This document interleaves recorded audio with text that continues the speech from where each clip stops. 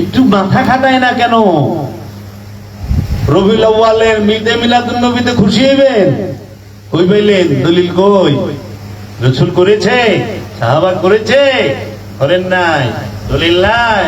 কোরআনের দলিল দেখান, হাদিসের দলিল দেখান। মানে যদি জিগাই হুজুর ওয়াজ যে করেন এটার দলিল কো?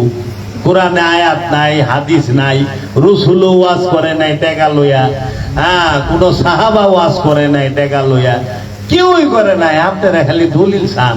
ইমামতি করলেন, এই যে বেতন নেন, খোঁচা দিবার এলে তো জায়গা মতো খোঁচা দেন নেবো।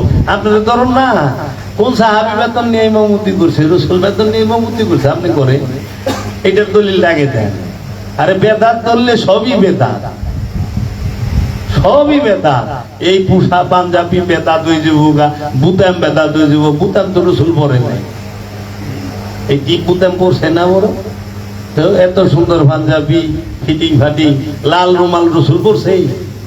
সৌদি আরবের বাসারা যে লাল রুমাল পরে এটা রাসূল পরছে না? আল খিল্লা যে পরে বাসারা পরছে না? এটা আলাদা। বেদাত কইলে বাস বাড়ি পারবেন না। মসজিদে এসি লাগাইছেন বেদাত, চেয়ারে বহেন বেদাত, লাঠি লয়ে খাড়ায় রয়েছেন। হায় হায় রে, রাসূল তো সেগুন কাঠের লাঠি লয়ে খাড়ায় নাই, কাঠোটাও দেখানো লাগবে। বেদাত এত খুঁচাইবার যায় না। যেটা আপনি অনুষ্ঠান লইয়া আমাদের মতভেদ নাই, যদি দর্শন আলাদা হয় তাইলে মতভেদ আছে। একবার তো ধরলেন না, কিও বাবা মসজিদে আলী ভাঙছ কেন, মসজিদে ফাতেমাতুজ জাহরা ভাঙছ কেন?